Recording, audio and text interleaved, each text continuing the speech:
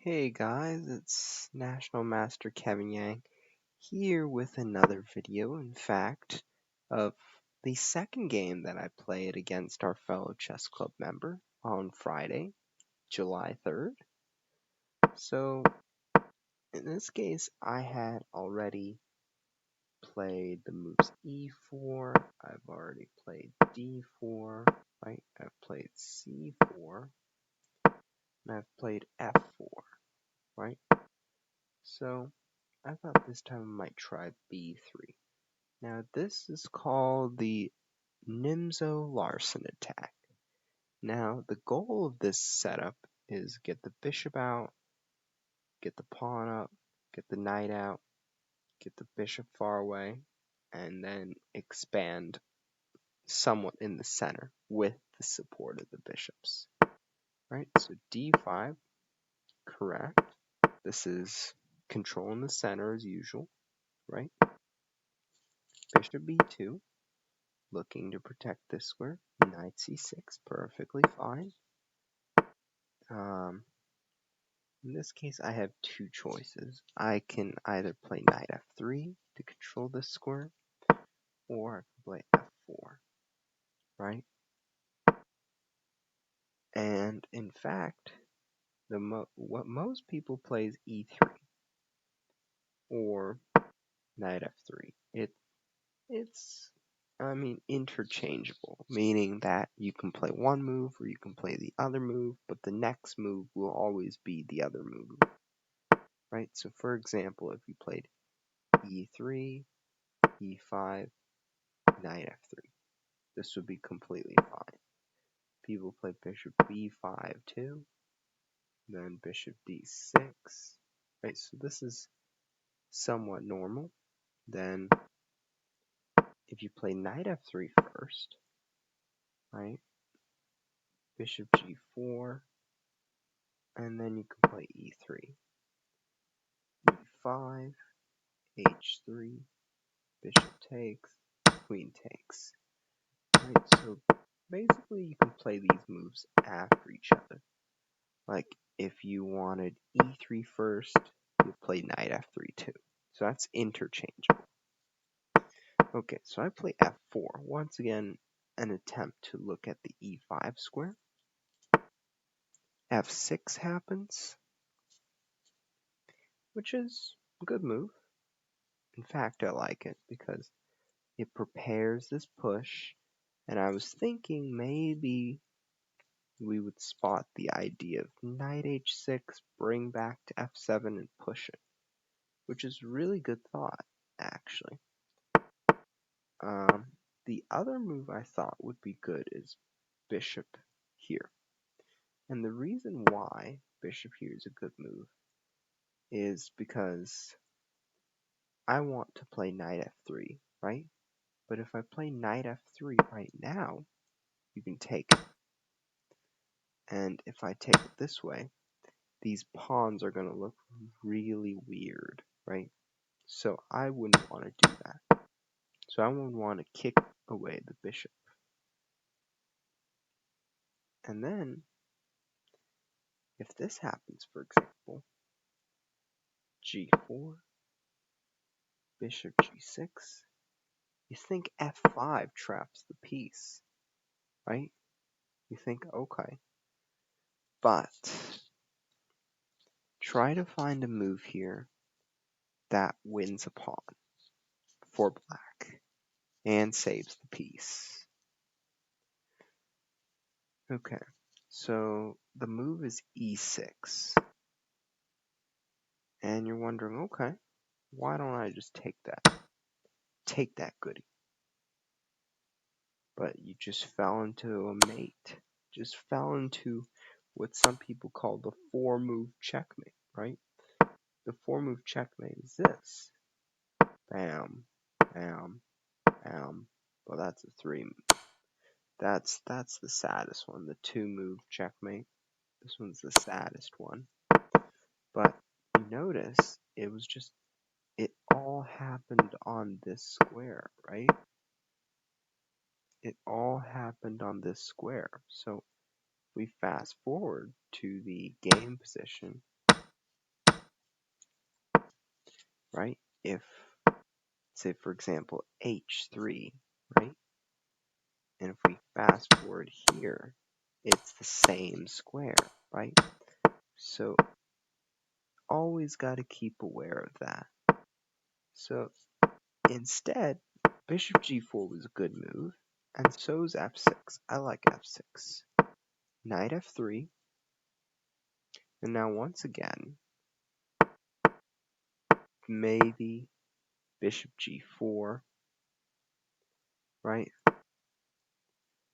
Trying to get rid of this guy, but I would play e3, and here's the right time to play e5, right? Because takes, and if I take here, you take my queen, so I have to play here, right? And this is the point where you go bishop d6, you bring the knight out, you castle, right? So black would be really comfortable here.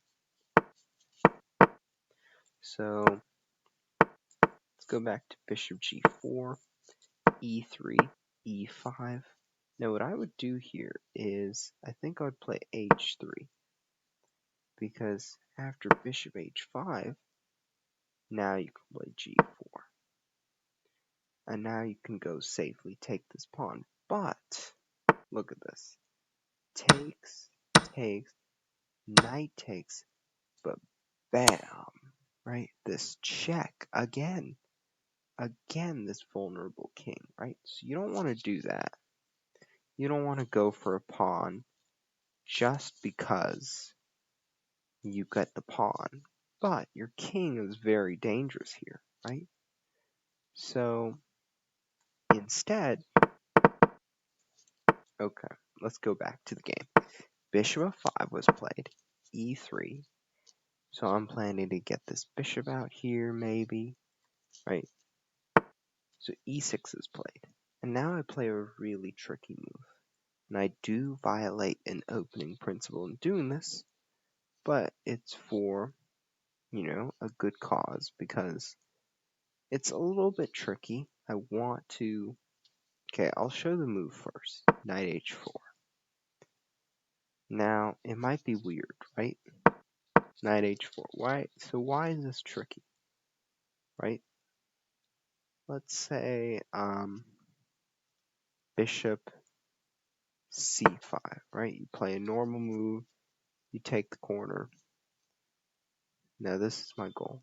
Take, right? And then you play something like bishop d3. You attack this pawn, right? Queen d7. Say that happens. And then queen f3. What I'm doing, well,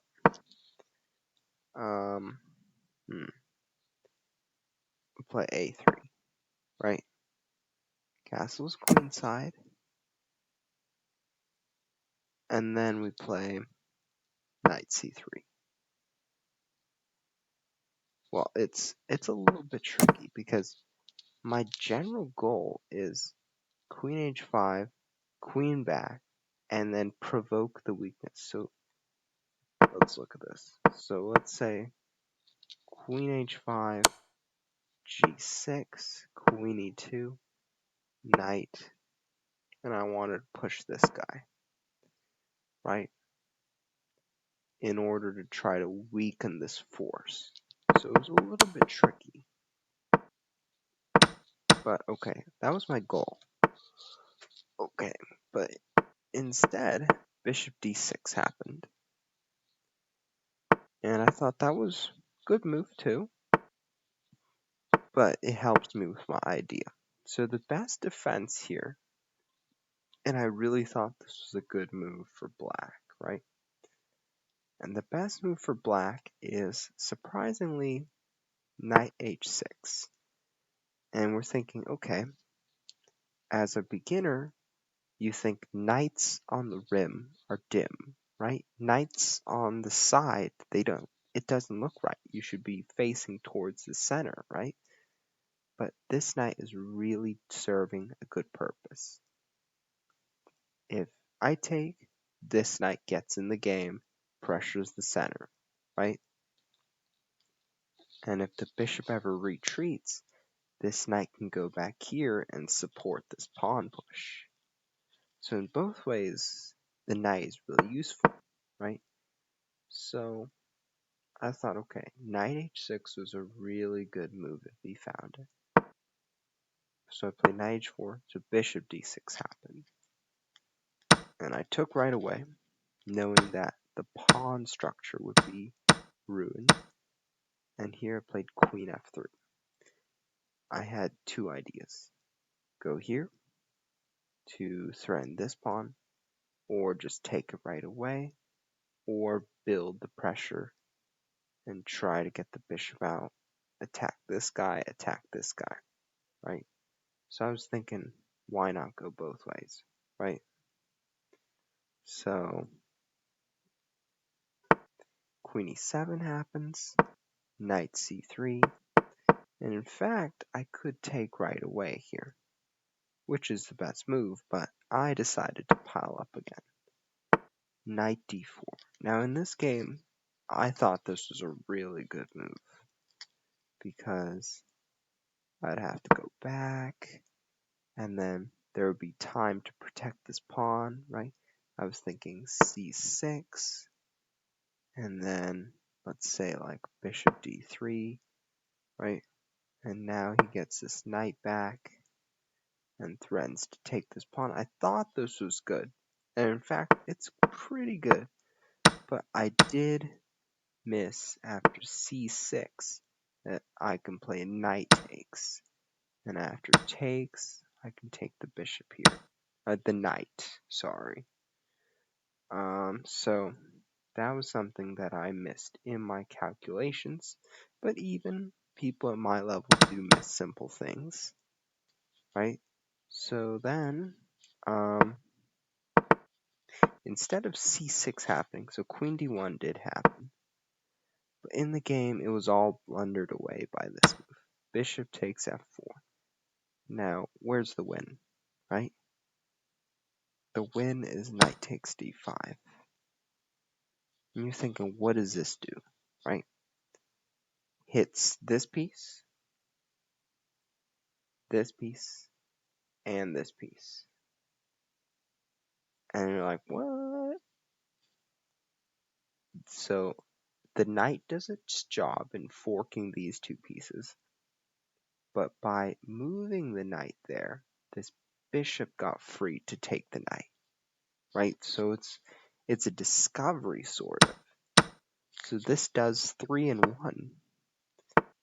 And queen e6 is sort of like a gift, because this lets me continue the series of captures. Takes with tempo on the queen, queen e5, wanting to protect this knight, but bishop takes d4 instead of pawn takes, because the queen is pinning the king, and now I have gotten 2 bishops over this lone knight, right? And you notice in this position, I didn't lose any of my pawns, right?